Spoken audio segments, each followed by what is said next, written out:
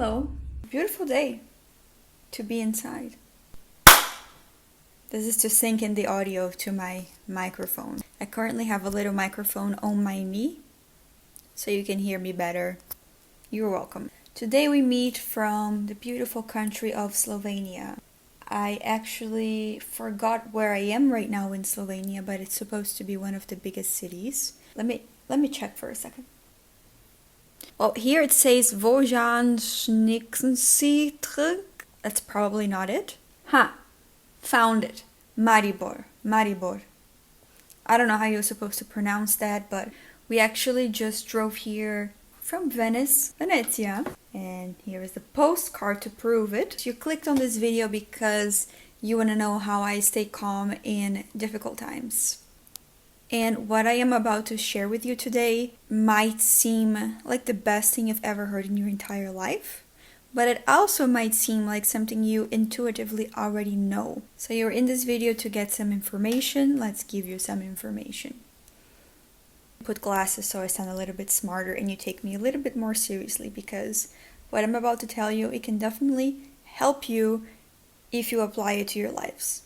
So I like to start with a simple mindfulness concept, which is observing things that go through my mind. And if you're really new to this and you don't understand what observing your thoughts mean, you can just try to close your eyes for a few minutes or even a few seconds. And the best way to describe this is try to observe a thought originate. Try to see how your mind comes up with a thought. It's really hard in the beginning. And my conclusion in the beginning trying to do this was that when I try to observe my mind coming up with a thought, I simply didn't have thoughts until I started having them. But in the beginning, I didn't have them because I was just waiting, and nothing came up. But that's also a good thing. The first thing you gotta do is you have to be really good at paying attention to what your mind is doing, because you are not your thoughts. You may have weird thoughts, disturbing thoughts, good thoughts, happy thoughts, sad thoughts. You may have thousands of thoughts throughout the day. It doesn't mean that that's what you want or that that's who you are. It doesn't mean that just because you had a thought that, you were stabbing someone, that you're gonna go out and stab someone. It's just a thought that pops in your head because of things that you've watched in the news, because of a movie you have watched, because of things that you have heard, because your imagination is really fertile, just like everyone else's. So the first step is to observe your thoughts and just don't judge them. They're not good or bad. They may be uncomfortable. There might be some thoughts where things that you don't want to think about, but when you try to push a thought out of your head, it just comes back stronger. So imagine this. Imagine that you have like a little watcher inside your head, right? And whenever you set a goal, this little watcher is going to check if your goal has been achieved. So let's say you have a goal to go to the supermarket and buy 3 bananas and 2 apples. Your brain is going to keep reminding you, don't forget 3 bananas, 2 apples. Don't forget 3 bananas, 2 apples. Until you actually go to the supermarket, pick up the 3 bananas and the 2 apples, pay for them, and leave, your brain is not going to relax. It's going to keep reminding you, hopefully, if you have a good memory, to do that, to achieve that goal. Once you actually buy the 3 bananas and the 2 apples, your brain goes, oh, nice. Our job is done here. We can relax now and not think about this anymore. So I think there's a construction about to start. I hope the sound is still okay. I guess I'll figure this out in the edit. Whoa, things are shaking here. This is really weird. Nevertheless, let's continue.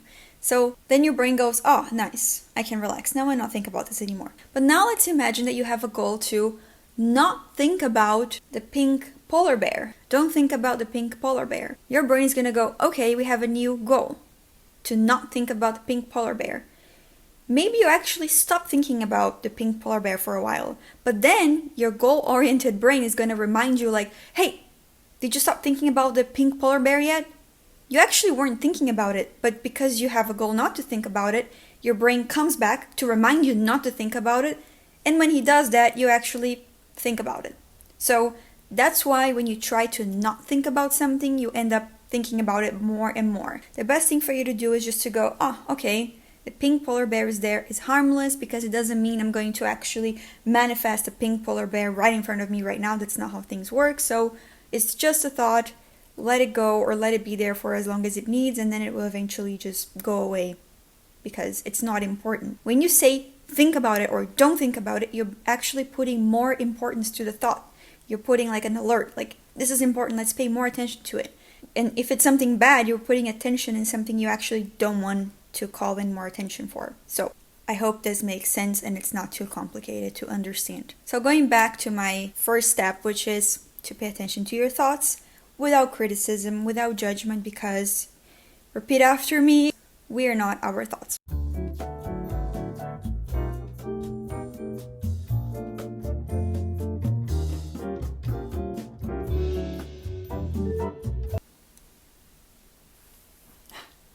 After you start to master this art of observing your own thoughts, what you're going to do is you're going to pay attention to which things your mind is focusing more on.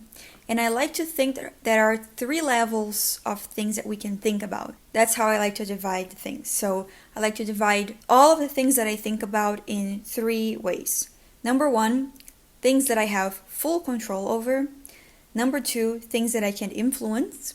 And number 3, things that are completely out of my control, or at least they don't depend on me to happen or not happen. So what would be things that are in my control? I would say my interpretation of things, my habits, my decisions, what I say, what I do. Now, my emotions, you hear the construction noise, right?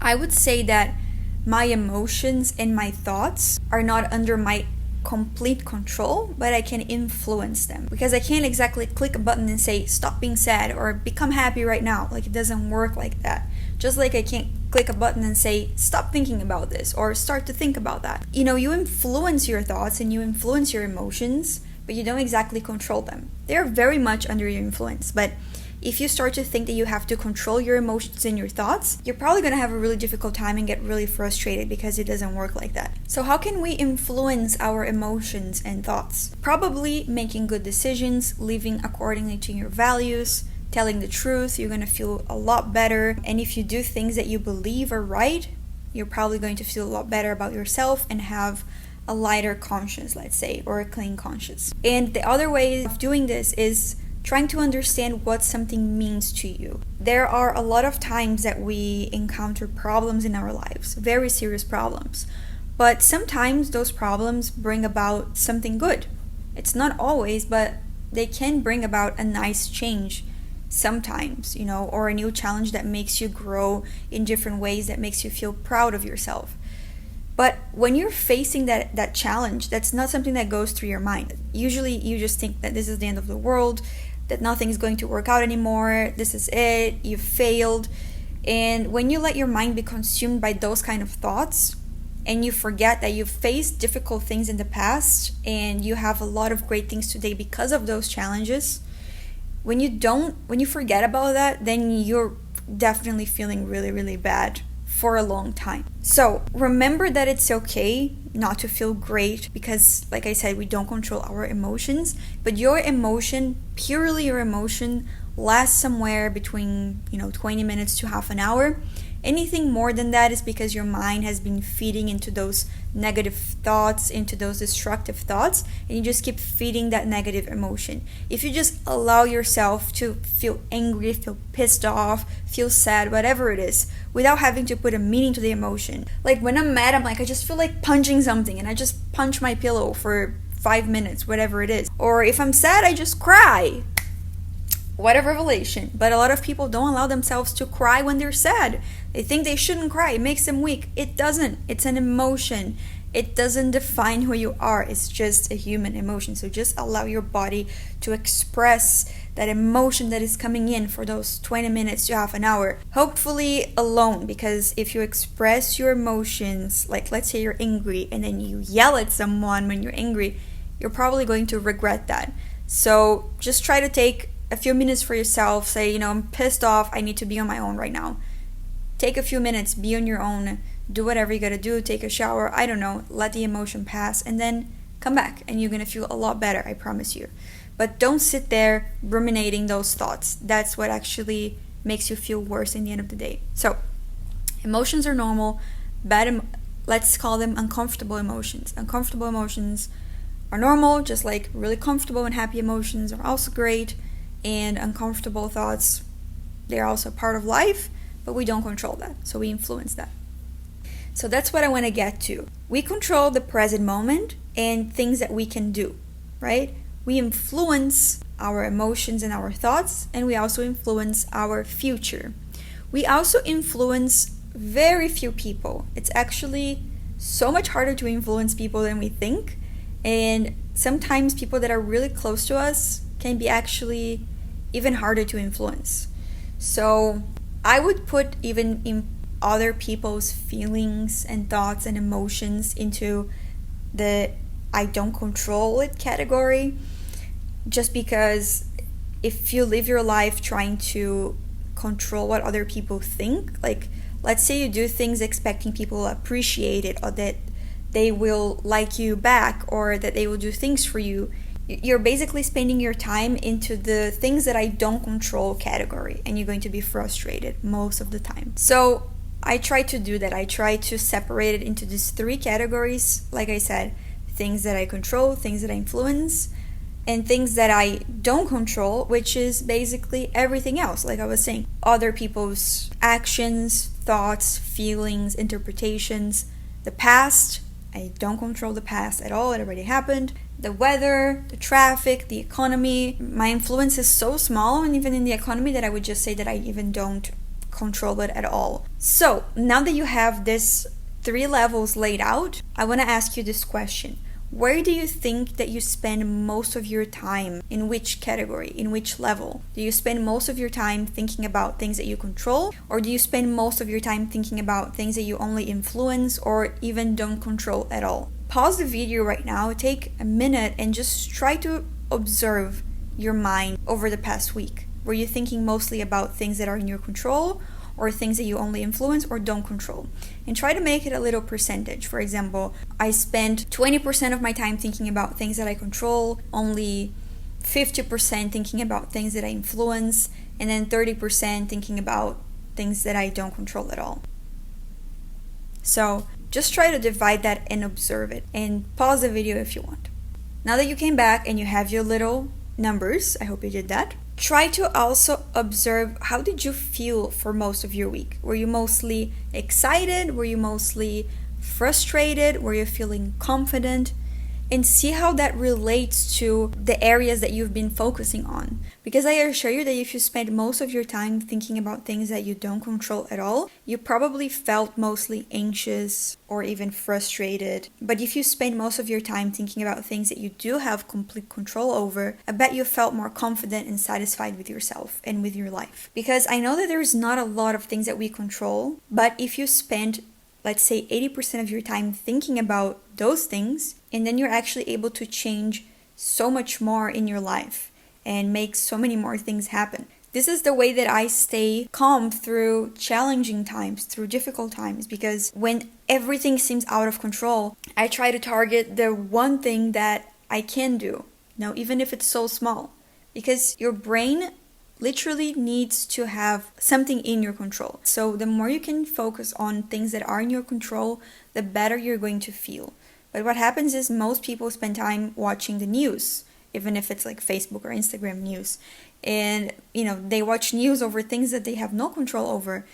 And they just feel really anxious and desperate because they don't know what's going to happen, and that there's nothing they can do about it to change the situation. So if you have been feeling really anxious, start by thinking about things that are in your control. Like I said, your decisions, your habits, all of the things that you do, what things mean to you, your activities that you're going to do today, the present moment. Those are the things that you need to be focusing on. I know they seem like really small, but you can do a lot with your decision-making power, for example. So I hope you take that exercise, and even if it's something really simple that you intuitively already knew, just by listening to this and applying it and consciously observing your mind of where is it drifting to, you're going to already take some control back and say, okay, I want to focus on this thing here. I want to bring my attention to the present moment and to the things that I can do. Will already give you a sense of control and feeling more calm. My God, I've been talking for 20 minutes. I just realized this might gonna be a really long video to edit. So this is something I just naturally try to do. And the way you do this is not by monitoring your every thought and becoming obsessed and never thinking about the future or things that you don't control. Or no, it's simply by noticing. You know, you're going throughout your day and you realize, I'm feeling a little bit anxious or I'm feeling a little bit stressed. What's going on?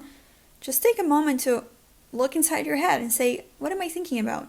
I'm thinking about how the weather is going to be next week or whatever it is.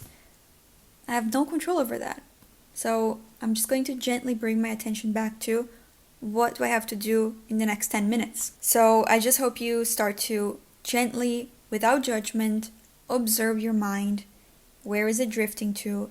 And just try to bring it gently back to the present moment and to things that are in your control, because that will make you feel a lot better. I hope this video was very useful for you. And don't forget that if you teach this to someone else, you're going to remember this a lot better and you're way more likely to apply it in your day-to-day life, because it's great to watch this video and to learn something, but if you don't apply it, maybe you just wasted your time here. So make sure you apply it so that you didn't waste your time here and you feel better. That's it, guys. Thanks so much for watching this video, and I'll see you back in Germany. Probably. Ciao!